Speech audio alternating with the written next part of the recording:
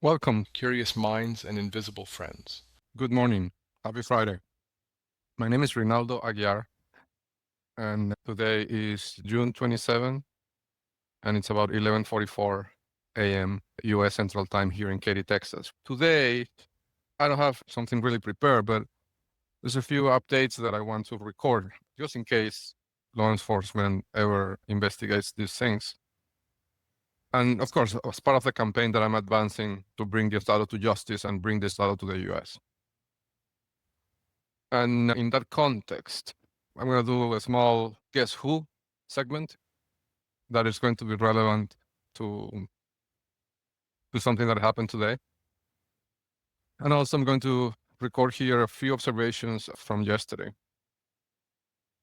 So, for our Guess Who section today, we have somebody very special. One of the agents that really made possible Diosdado Cabello basically taking over Katy and big parts of Texas.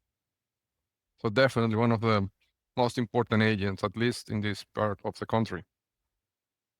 So please welcome Governor Greg Abbott. And I have to say, when I say these things, I really think about it. I really think about it every single time because I know these are serious allegations. And I see my life at risk because of the amount of power this group of individuals have combined and coordinated. So it's not only they have powerful people in the network that have political power, economic power, legal power, even the power to use force. They have police officers right on the payroll. And beyond that, besides the power they each one has individually, they've also coordinated. So I see risks to me personally in this situation all the time. But besides the risk factor, I also think about it long and hard before I say or mention anybody. And I think about the implications and how would that look? Like, how does that sound? And whether that message can be twisted. Because, for example, in the case of a politician, like Greg, I'd anticipate that this network, when they see that this inevitably goes to trial, then they will try to discredit me, saying that I have a political motivation or like anything. So I try not to mention political people, not because I fear them, or I do fear them, right? I know that they're powerful and they control institutions, they control police forces, right? So they control the use of force against citizens. And I see danger in that to me in this situation. But I think about it not because of that. And I try not to mention political players because I don't want this to become or to be seen as that it could have a political angle. It doesn't. Like I haven't voted, and I'm ashamed to say that, but I haven't. I didn't even register to vote. I don't follow politics. I even, before all this started, I mean, when I started noticing what was happening, and until I captured the geo index, I didn't know the names of 80% of these political players. So I didn't even know their names, to give an idea, 2 years ago. So it's not a political thing. And like when I talk about people like Xi Jinping, who is obviously, if not number one, number two in this organization, I think like people could say it's a political statement. And I want to be clear about that. It's not a political statement. Like when I think about Xi Jinping as a person, right? And what he's doing with technology and with enslaving people and all that, to me, it's not a question of politics. He could be from the left or he could be from the right. It doesn't, for me, it's a question about humanity, about civilization, about human rights. It has nothing to do with politics. Like he could be from the other side of the spectrum politically, and he could do exactly the same thing, and I would take exactly the same position. It doesn't matter in which side he is. So it's not a political question. In this case, these things for me are not a question about the gravity of the crimes and the amount of people that have been hurt and that is being hurt every day by this network. And you can see that even for them, it's not a political question. It's a question about a group of individuals trying to dominate the rest of the population and to gather as much power as they can. And let me give you an example, right? So this network controls, and they have a series of presidents, quote unquote, because they're not really presidents now that in my mind. Like I don't see them as presidents anymore. They are agents, and they control these agents that are posing as presidents in many countries. So I did this. I did the exercise of looking at what was the political inclination. And I'm not talking about political parties. I'm talking about whether they were left or right, whether they were pro-government control or pro-free market to the other extreme.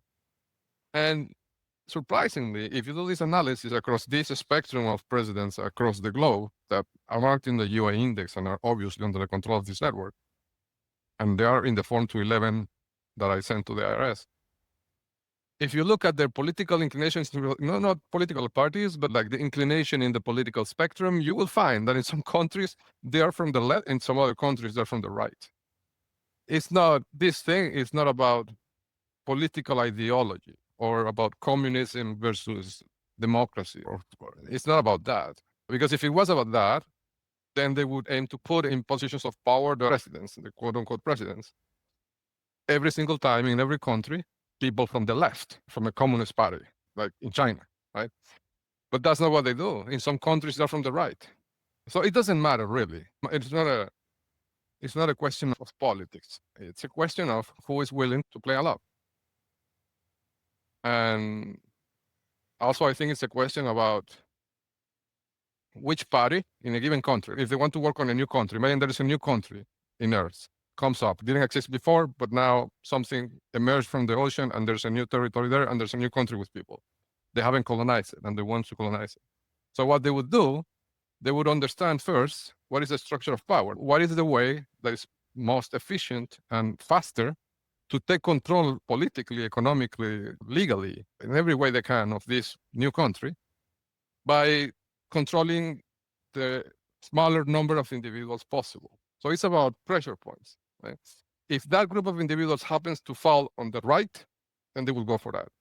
If that group of individuals happens to fall on the left, they will go, like they're optimizing it for time, or it's a blitz, right? Like it's a fast forward attack, and that's what they're optimized for, not for political alignment.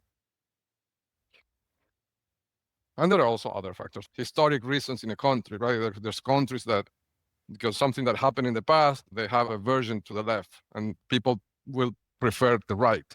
And then what does the network do? They go and take the right, because that's what makes sense. It causes less friction taking the right than trying to promote the left, artificially inflating, faking votes and things like that, and then having to fight with the majority of the population. It's more friction, it's more difficult, it costs more money and more time.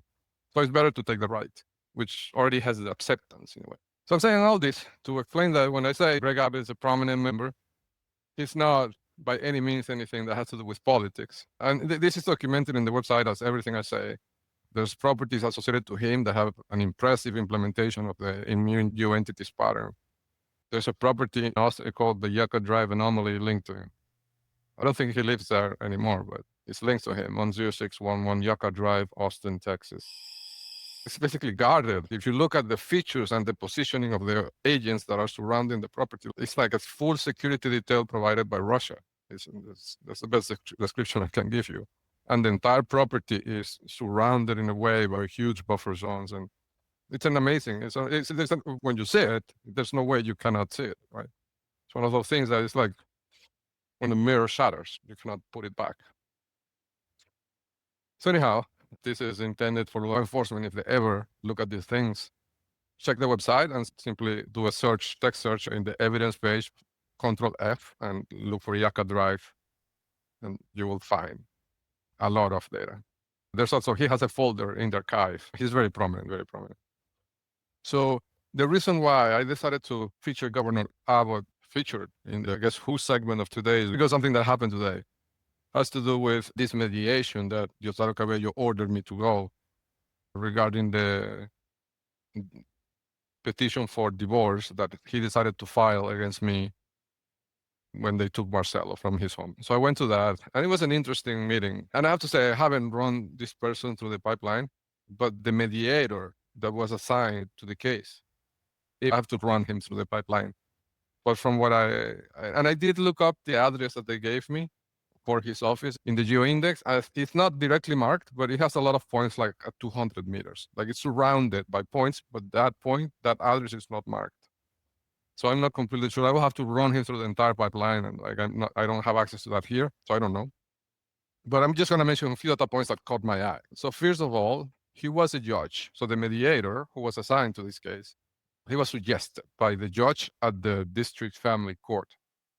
He was suggested by the judge, and we all agreed. And he happened to be a judge, a family judge, for 8 years. Okay. And I said, well, that's great because he is familiar with the law. Then he starts talking and he mentions that he was appointed to be a judge by Governor Greg Abbott, the governor of Texas, the one I'm showing in this Guess Who segment. This person that I know is an agent of this network and is prominent and has paramilitary scores, crypto payments, the works. This same person was who appointed the mediator in the mediation case involving this strange petition for divorce / request for a psychiatric evaluation and a restraining order impeding me to conduct any kind of legal contracts or transfer property or anything. So the same person, Governor Abbott, was who appointed this other person, who is now the mediator in this case that Diosdado Cabello filed. So, I mean, that immediately was interesting to me. Let's say it that way. When he said that, I go on to ask if he, because he explained, right, that he was a judge for 8 years. And then after that, he explained the sequence. And at some point, he lost the bid for re-election as a judge. And then he went into private practice running this mediation practice. Okay.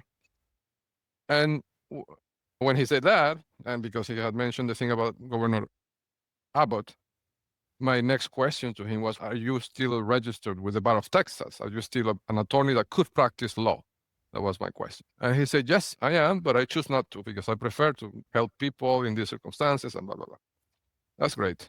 He starts by explaining to me the rules of the mediation. And one thing that was interesting was also that he asked for my name. And I said, Rinaldo Aguiar. And this is relevant because at the end, he filed the document with the court and he used that name as I mentioned it in the meeting, Rinaldo Aguiar. But that is not my full legal name because I have 2 last names. My full legal name would be Rinaldo Aguiar Marcano. And that's the name that Morgan Heibner and my former partner used in all the court filings where they were, when they're asking for a psychiatric evaluation and all that. So they used my full name, so the larger name with the 2 last names and my middle initial. But then this mediator who was appointed by Greg Abbott asked me for my name during the meeting, which I found strange. Like he must know my name. Why would he ask me verbally, what is your name? And then he used that name, the shorter version, which is the one that I use every day, and filed a legal document with the impasse assessment or checkmark checked. That is a requirement for the court to decide what to do next. So I don't know. I don't know exactly what is the play there, but it seemed like it felt to me like there was some kind of design. Let's put it that way. It was too much of a coincidence that he asked me for my name, knowing my name, and then he files the thing with the wrong name, right? I'm not a lawyer, so I don't know what repercussions could there be by filing this document with the wrong name. But just to be cautious, I emailed him immediately and told him, hey, you used the wrong name. You need to use the same name that they used in the filings. And he must know this because he was a judge for 8 years. He must know this. But anyhow, that's what happened. So about the proceeding itself. So he starts with the mediation, he explains the procedure, and I'm going to publish the transcripts of I recorded the session with him. So it was a split, right? He would talk to me and then he would talk to the other party. And that way we don't have to have friction, the 2 parties, right? And so he explains the process and he jumps right into, I'm going to go talk to the other party so they can give me the first proposal. So apparently they were planning to give me a proposal, which I imagine is some kind of proposal for a settlement. They were going to propose something, and I imagine it would be something that I could agree to easily. So the case goes away, right? So the legal record disappears or doesn't progress, at least, right? Which is what Diosdado Cabello needs at this point, desperately. He was ready to do that, but I said, hey, please wait a second, right? I stopped him there. And then I went on to explain that the petitioner had an application for a restraining order against me, asking the court to order me to undergo psychiatric evaluation, implying that I'm not in use of my legal capacities. And in the same restraining order, they elaborate and ask the judge to prevent me from interacting with my child without supervision, pending the results of said psychiatric evaluation, implying that I might be a danger to my own child. So I explained this to the mediator, and I posed a question that seems to me logical and fundamental. Look, this party, the petitioner, filed a legal document with the court stating that first, I'm not in use of my mental abilities and capacities, and secondly, that I cannot be trusted to even care for my own child. How is it possible to conduct any kind of negotiation if my own mental capacity has been questioned? I mean, the whole purpose of the mediation is to enter into legal agreements. And this is contract law 101. I'm not a lawyer, but it's contract law and it's common sense.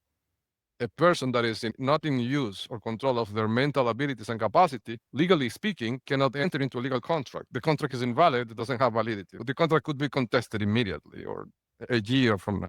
So I said, look, they're questioning my ability to think and to act rationally. And at the same time, they're asking me to negotiate and then to enter into a contract.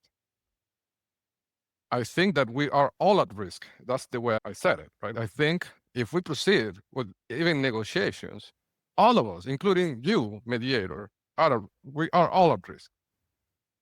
Why? Me, I'm at risk because they might be, right? Maybe I'm crazy.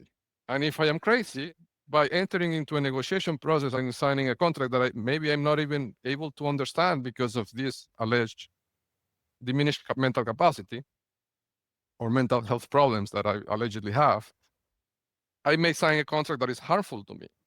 The other party could be harmed because they could be accused by me or by law enforcement or by somebody else of taking advantage of a person with diminished mental capacities and channeling them to enter into a legal binding agreement. That's a crime. I think that's fraud or fraudulent inducement at the very least. And then the mediator, because he's an attorney registered with the Bar of Texas, and he has a duty to uphold the law, and channeling a person whose mental capacity has been already questioned in a legal document filed with a court. This is not like somebody that verbally said something. They filed this with a court in writing and signed it. And then the mediator, knowing that information, channeling this person to negotiate first and then enter into a legally binding agreement, at the very least is morally questionable. And somebody could place a complaint with the bar, and the attorney slash mediator could be disbarred. And lastly, even if we negotiate this and get into an agreement, I myself could go on Monday, today is Friday, I could go on Monday to the court and challenge that agreement, like easily, because they already questioned my mental capacity on a court filing. It is trivial. I could disarm that legally binding contract in a minute. So we all wasted our time here. So what's the point of doing this, was what I asked, right? So I said, but I have a proposal for you and for them.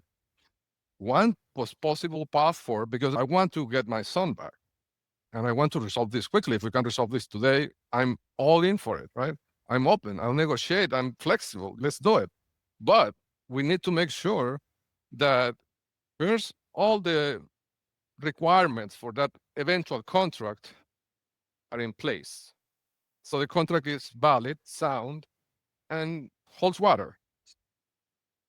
And secondly, that we're not creating any unnecessary liability or risk for anybody, for any of us while we do this. So what I propose is the following. I would like the other party to write me a handwritten note in a paper and send it to me before we start negotiating anything. Take a picture of that and send it to me, saying that they don't have any reasons to believe that I could have a mental problem that would prevent me from negotiating and entering into a contract. That's all I ask. It's a very simple request for somebody who's hoping to reach an agreement, a legal binding contract with you. Writing this simple note means nothing, right? Because it's basic contract law. If you're trying to get into a contract with somebody, it's because you assume that person to be sane, right? Otherwise, who gets into a contract with a crazy person? They have to be more crazy than the crazy person. Anyhow, they refused, of course, right? They did not give me the note. And they said that because they are refusing, and you're saying that without that, you cannot negotiate. And then the mediator agreed with me. He said, and I also agree, that it makes no logical or legal sense to proceed with mediation if there are claims about your mental capacities and abilities. That issue, the capacity issue, legal capacity, has to be addressed first. So he marked the mediation as an impasse. It's a legal term for a mediation that does not reach an agreement, and sent it back to the court. And that's where he made the mistake with the name and used the other shorter name instead of the name that Morgan Heibner had used in the legal filings. So, that was my little battle for justice today. I felt it was good in a sense. I got the chance to debate, because he tried to push back a little bit, like it wasn't an easy sell. Like he tried to convince me that, well, they could say that you're crazy, but that doesn't mean that you're crazy. They can allege anything for their own reasons. That doesn't mean that you cannot negotiate, right? Like he didn't push me around, but he tried to channel the conversation to see if he could get to an actual negotiation. But I was very firm on my argument, right? And what I was saying, it was a bit gratifying to see that I could handle this debate with a former judge that was on the bench for 8 years, that was appointed by Governor Greg Abbott, by myself, without legal representation, acting pro se. Because that's what I wanted, right? To either get an admission that they know I'm not crazy, or to be sent back to the court where it's a nuclear weapon for me. Because you can imagine now the amount of evidence I'm going to get into the record, right? Anyhow, so that's what happened today.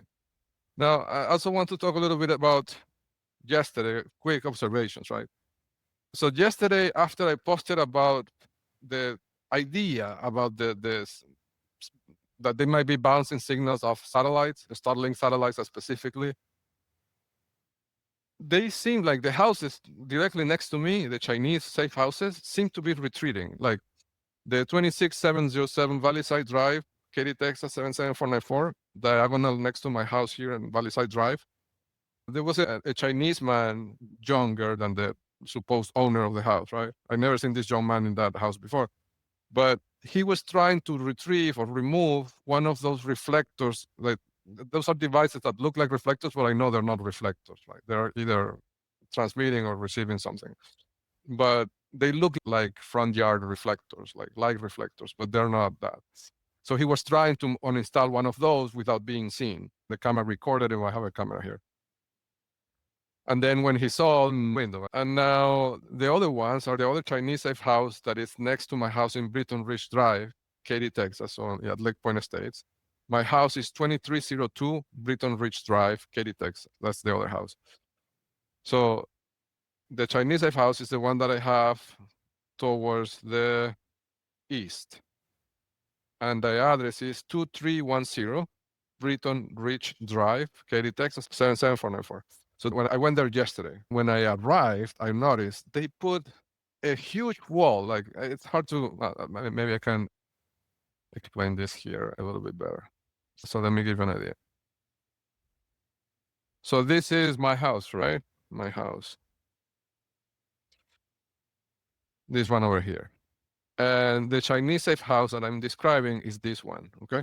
And as you can see, this is their garage, this point over here, at 29.75736 minus 95.8572.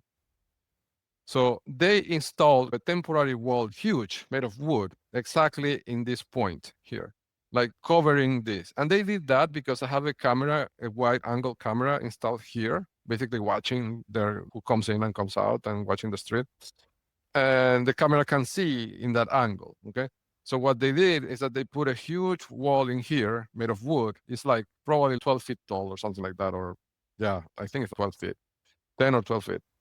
So my camera could not see. Just to block my camera, basically. And I imagine it's because they're extracting something from that house via the garage. They're extracting equipment or something, and the camera would see what they're doing when they open the garage or close the garage. So they're working on something in there, but it was interesting to see. And these two things, like these two Chinese houses exactly next to two of my houses in different parts of Katy, happen to be decommissioning things, or seem to be decommissioning things, just hours after I posted that video that supposedly nobody has watched. If I look at the number of views in the video, it's 0. It's just silly. Anyhow, so that's that. Another observation that I want to pass is that there's a series of vehicles with plates that start with WDJ. I recommend law enforcement to look at the entry, look for that in the website because it's been documented. These vehicles, there's a lot of information about this series of vehicles. So these are vehicles with Texas plates that start with W as in whiskey, D as in Delta, J as in January. And they've been recorded many times. I think at this point, 6 of them or 7 of them following me in different places. And interestingly, yesterday, there was one in the same street where the ICE officer Enrique Morales supposedly lives. Okay. So that's the double agent basically that extracted information from me to give it to the network on 2024. And his house is, this is the street, Baker Hollow Drive. And his house is the last one. So he is Enrique Morales is at 27903 Baker Hollow Drive, Katy, Texas 77494. And yesterday there was a vehicle parked around here, Moscow style, like watching the two streets, watching this perpendicular street and this street. And it was also of the series WDJ, the same series of vehicles that have been following me. This is interesting because that series of vehicles, that those plates have been tied by the pipeline to Diosdado Cabello directly. So this is Venezuelan 7. And this car was 200 feet away from Enrique Morales' house, who was supposedly trying to help me last year. I think this could be an important point because it could connect Agent Morales to Diosdado Cabello. And he's a federal agent, Morales, right? So that could be important. So that was the other one. The third one, something amazing happened last night because I went to the other house to run the pipeline and to do other things. And I came back very late. It was like 2 a.m., maybe 2:30, I don't recall. And of course, at this time, there's no traffic. And I never drive this late. Like at that time, I'm sleeping. But last night, I was driving and it was amazing because I could see, I'm not going to get into details what I have, but the latency of the detection of the system is much, much lower when there's less traffic. And this makes sense because it means there's less noise, okay? Because there's no traffic, there's less ways that they can obscure a license plate by putting a car in between the camera and the real agent, for example, right? Or the important agent. So anyhow, in a space of 30 minutes, I got 3 good results. I already posted the videos on YouTube, and there was this one guy. He was following me, tracking me ahead. There's a technique in which, say that you want to merge into a highway. So the technique is they bring another car on the highway that you're going to merge to, and they time it so the car ends up being right in front of you on the moment you merge. That way, you don't have the impression that they're following you because this car appeared in front of you, not behind you. But it's them tracking your location by tracking the car in front of you. And this one was a prominent agent. I think he would be tagged. I don't know because I haven't run. That was on my way back, so I haven't run that on the pipeline. But I'm pretty sure because I've seen him before. Even me, a human, without having computing power myself, I remember seeing him multiple times. So this is a prominent agent. I think he's Russian. I think I know the name even. I think I know the entity in the pipeline, but I have to go to the other house to really check, right? So I don't want to give the name because I'm not sure. But he's so prominent that I've been trying to find him to take a high-res picture of him for months, and I haven't been able to. And yesterday, he intercepted me in this way, and I know his face because I've been looking for him. He intercepted me in this way where at 2:30 a.m., where there's no traffic. Katy is a small town like this. There was absolutely no traffic. It was intentional. And then I let him, so he was trying to follow me, and then he positioned himself behind my car, but I forced him past me. Anyhow, I pulled the trick on him. What I did was I turned off the lights after he passed me, because after he passed me and he's tracking me from ahead by looking at his rear view mirror, by looking at the light of my car. So what I did, I turned off the lights, and because the truck is black, he could not see me, right? So I turned off the light so he could not see me. He could not track me with the rear view mirror because the car is black and it was dark. But I was like following him in a way. Like I went behind him, but like a mile maybe behind him, right? Looking where was he exactly going, hoping that he would think I wasn't there, and maybe I could get a picture of his face. And that's exactly what happened. So he went to, I don't know if it's his home. I have to look in the pipeline to see if that's the house that I believe is his house, or if it was just a safe house. And because they do this thing, right? Like because they have 90% of the houses in Katy, this application they have that is like an Uber. When they get in, I imagine, I haven't seen the app that close. I've seen it, and I even have pictures of the app there in the archive. One day, an agent let me take pictures of the app by mistake. But I imagine it has a button, like, because I've seen this behavior consistently, it must have a button. I need to park somewhere safe, right? Because the driveway is private property. I cannot get into the driveway. And I've noticed consistently that when they get into a situation like the red Lincoln SUV the other day that got into a street that was a dead end street, right? What he did, he parked in the driveway. He did not get out or get into the house because it's probably not his house. But this app knows that this is a house controlled by the network and it's safe to park in the driveway and that nobody would bother him. So it's like a safe zone. It's like a panic button, I imagine, right? I need to park somewhere that they cannot follow me. And then the app assigns a driveway that it's safe to park on. That's my theory, I think, from observation, what could probably be happening. So anyhow, he did this thing, right? At some point, he parked in a house, but I don't think he saw me when he parked there because I was driving on a different street, right? And I had the lights turned off. Like, it's difficult. But of course, somebody could have been, yeah, maybe, or maybe somebody was watching and informed the app and he knew my location and he knew that was me. Right? It's possible. I don't know. But anyhow, he parked and then I get into that street. And when I get into that street, I turn on the lights, right? I have all these cameras in the vehicle. And then what he did, he got out of the vehicle and it was, I don't know, it was surreal. He got out of the truck, right? He walked around out of his own truck, but which was parking in that driveway that I don't know really if it's his house. And then he did this, extended his arms like this. It felt like he was signaling someone. Like he made it look like he was stretching out, like he was tired from a long drive, but it felt to me more like a signal. It gave me that feeling that he was signaling that I'm in trouble or anyhow, but he got recorded by the camera, full frontal view, right? It's in it's posted on the YouTube channel. And there was another agent that this one, I don't recall seeing him before, but his reaction was just too telling, right? He got upset because he got recorded by the camera and started yelling to me something in Spanish that is clearly Venezuelan Spanish. Like he used Venezuelan slang words in what he yelled at the camera, right? I'm not going to repeat what he said because it's an offensive term, but he said that, right? So I know he's Venezuelan. In fact, I think he's from Caracas specifically, right? Because of the accent that he had. Specific accent from a specific part of Venezuela. But anyhow, he also got recorded, right? And he was also following me, tracking me ahead, the same thing. And this was 3 a.m., right? But this tells me that they're desperate. Like even if I go out at 3 a.m. when the FBI is closed, because the concern could be that I could go talk to the FBI, like I imagine. But even at that time, that office will be closed. Like, why follow me at 3 a.m., right? They're clearly not thinking this through. But anyhow, I wanted to give that observation. Now, with that, I'm going to move on to a little bit of a more conceptual topic, right? And it's about this 2% rule that I put forward in the website.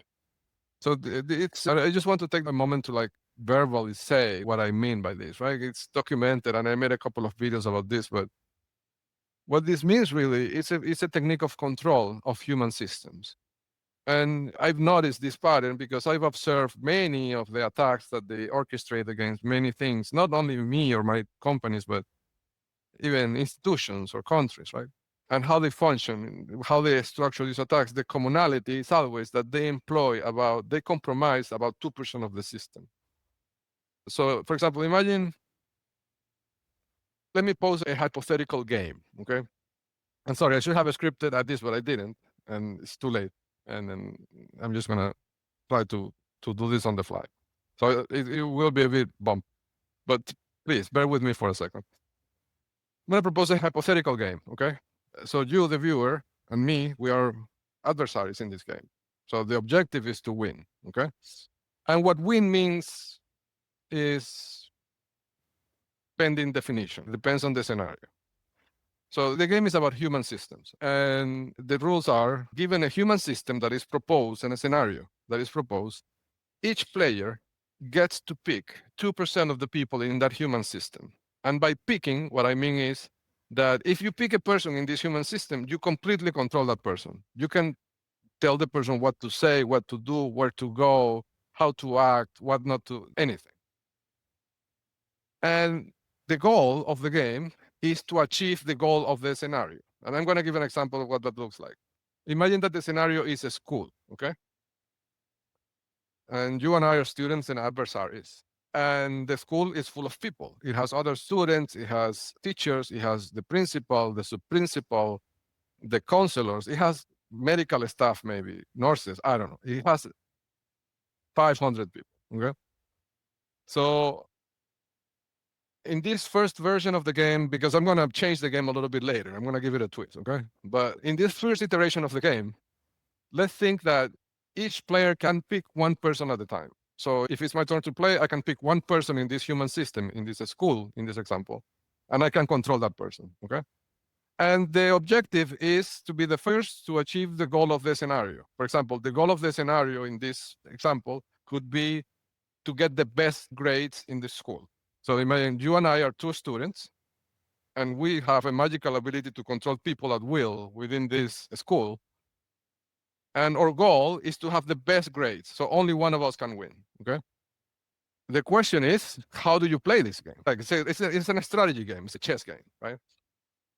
Okay, so the question is, who plays first? Because of course, the one who plays first will want to take the principal, right?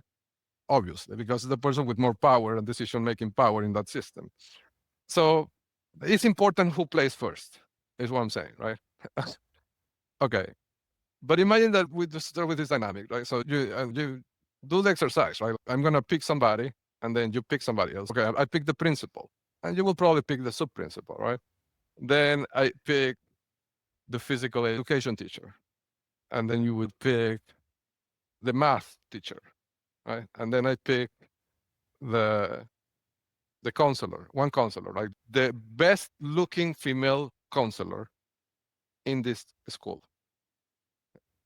You see where this is going, right? Depending on the people you pick, you may be able to construct situations that may allow you to win by either getting advantages or hindering the adversary. For example, let me tell you why I picked the sports education teacher. Because if I see that you're getting better grades than me, I might use that teacher to construct some sort of sexual harassment claim against you during the PE class, or with the and then these are the rules that they do all the time to everybody, right? This is how they control the world, but this is on the ground, hyperlocally, how it functions. Or with the counselor, right? I might get you into counseling somehow and get you to admit things that I might use to blackmail you later. Or I'll refer you to a psychiatrist and medicate you. And that way I eliminate you as a competitor, right? Which would allow me to win and get the best grades because you cannot play anymore, right? You are banned from making your own decisions or too heavily medicated or impaired while taking the exams. So that's how it works. But the game, that's not the game, right? This is just the example. Now I'm going to change the game a little bit. Now in this version 2 of the game, I'm going to change the order in which we pick the people. And I'm going to say that each player picks the people at once. So if I get to play first, I'm going to pick all the people that I'm allowed to pick. And there's a number of people that you can pick because it's a resource that is constrained. So you see, if I play first, I would pick the principal, the sub-principal, the PE teacher, all the counselors, all the medical staff, the cook in the kitchen of the school. I would pick the bus driver. I would pick all these people that you need to interact with every day, and eventually I could use them against you. But then my turn at picking people will be exhausted, and now it will be your turn to play, and you will pick people to try to counter what I did. It's the logical, right? It's the logical step. And now that you saw what I picked, you can foresee what I'm going to do with that. And then you have to take steps that could protect you from that, right? Which is basically what I've been doing the last 5 years. Now, let's change the game a little bit again. Now let's make it more interesting. Now, in this third version of the game, I'm the only player who knows the rules. You don't know the rules. You don't know that you can pick people. I'm the only one allowed to pick people. And you don't know that I control these people. Imagine how rigged this game is, right? Like, how do you even have any chances against me? It's impossible. You don't have any chances. You don't even know what's happening. You don't even know you're playing a game. That's the problem. So I call this the 2% rule, that by controlling only 2% of the system, and that's the number of people that you could pick in this game, right? Because I've seen that's the number they use. By controlling 2% of the people that are in this human system, you can control anything that happens in that system. You can kill people in that system if you want, just by controlling 2%. It doesn't have to be the president of the country either. Like, you can control people below the president and still control the president. So this, and they apply this not only in human systems, they apply this, and this in reality is a computer science principle in distributed computing. And that's how I saw it. That's why I saw it, because I've been doing this to computer science problems the last 12 years. It's a well-known principle. In computer science, I just didn't know that they had applied it to human systems and weaponized. That was the aha moment when I saw that. And that's how they attack Google search as well. All these attacks they do with the attacks to the queries, to splitting the tail and the head between Amazon and eBay, is based on this principle. They issue 2% of the clicks for those queries. And with 2% of the clicks placed strategically in their pages, they dominate the results for any query. And this is done via the technologies, Alchemy News Star and Wikipedia, and that's what the cold vaccine counters. Because what the cold vaccine did to counter that was to reverse that process, so their clicks wouldn't do anything. And that's why they had to steal it. Anyhow, so yeah, that's the 2% rule, okay? Then after thinking about that for a while, I came to the realization that this also has a quadratic effect, a compounding effect, okay? And by a quadratic effect, which is what I call the Aguiar's theorem, I named it that way on the website, because Stephen Fortune has his own theorem, and so I thought maybe I'll have one. So assume for a second that what I'm saying holds water. I know you may think, it's not really true or whatever, right? But imagine for a second that it works that way, and that it works. That with 2% of the people, you can control any human system. So the next provoking thought there is that you can build on that idea and take it to non-human systems easily, because all systems in society that we know are at the end composed or maintained by humans, right? Let me give you an example. Imagine that you start this process, that you're doing this in the real world, and you start by taking the schools in a small town. And then, but to take the schools, you don't need to take the entire school. You only need to take 2% of the people in that school, the director, the PE teacher, the counselor, or the nurse, the cook in the kitchen, so you can hurt the kids and harm them with food, contaminated food if you need to, with the medical staff, so you can tamper with the adversary's medication, things like that. At the end, you control the school, but you only have to invest in controlling 2% of the people in that school, okay? But if you can do this on 2% of the schools, you don't have to do this on all the schools. But if you do in 2% of the schools, you now really control the school system. Which ones? Well, the most important, the 2% most important schools. And what that most important means in the context of schools is up to debate. But if I was playing this game in the real life, I would pick the schools where the sons and the daughters of the political player in my state go to school, right? Because that would give me access to the people that are guiding politically the country or the state. The same with the clinics. You don't need to take all the clinics. You only need to take the clinics where your adversary goes. Kelsey Seybold in my case. And you can take those with 2% of the personnel of those clinics. So you see, you can control 2% of all the systems with only 2% of the people in each system. So it's a quadratic compounding effect. What this is telling you, if you do the math multiplied by 2%, It's 0.02 multiplied by 0.02. If you multiply the two numbers, it's 0.0004, which means really 0.04% of that. What this is really telling you is that you can control the entire country with 0.04% of its population. I did the math. And you can take it to another level. You can control the world with about 2% of the countries. It holds.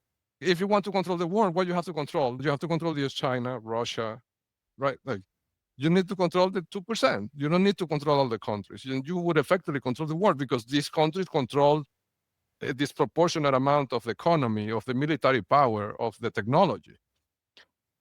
So you see how a very simple principle with this quadratic effect has a disproportionate effect, right, in the outcome of control and influence.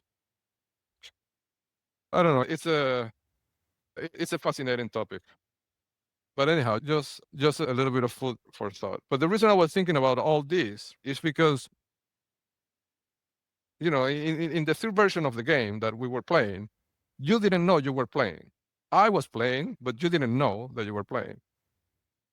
Now, all this I'm mentioning is because of the observation yesterday about Starlink and the satellites, and that maybe there might even be collusion in how the satellites are built to maximize this network connectivity, right? This secret network to commit crimes. So I was thinking about that, and one thought led to the other, and I had a profound realization when I think I saw what's happening, and I don't know, but I think that what is happening really, and I'm saying this because I think, and I'm not a lawyer. I have no knowledge. I was born and raised in a third world country. Like, I have no really education to even talk about this. But it occurred to me that, assume for a second that this is what they're doing. Let's start with that premise that yes, they're colonizing the world by using this 2% principle with the quadratic effect and controlling a strategic pieces of infrastructure and systems by controlling 2% of people in each individual system. Okay. And that they're assume for a second that the observation about bouncing signals of the satellites from yesterday's video also is true. Okay. So it seems to me that what is happening, and this means that the Chinese government basically installed, I don't want to say owns, but installed, because I think this was designed by design, installed SpaceX in the US, okay, as a mean to have a company with the capability of launching satellites being an American company, okay? So this led me to think about a fundamental question of corporate ownership, really. And more than corporate ownership, about the origin of a product. And I don't know how to frame it, but I guess the question fundamentally is, and this question is or might be relevant because it frames how this problem could play out within legal frameworks internationally. So this is it's like the question, and this is why I'm bringing this up in this session, because it feels to me very much like the question, the fundamental question I brought up to that mediator today, right? Am I crazy or am I not, right? Pick one, please. Are Starlink satellites American made, or are they Chinese made or Iranian made? Pick one. Like, we have to determine what is the real country of origin of these satellites. That's the key, right? Because I was asking yesterday, can we shoot down? Oh, I have no power to shoot down anything. Could the American government, right, eventually, right, if this theory or idea is proven to be the case, could they make the decision to shoot down the satellites? Shoot them down, right? That would be the solution to disassemble the network, because no satellites, they can't talk to each other. They would become silos. If they're silos, it's game over, right? But to shoot them down, legally speaking, because I believe this country upholds the law, they wouldn't go rogue and kill the 7,000 satellites just because they can. There will have to be a discussion and a legal process, and somehow that determination must be made or could be made, right?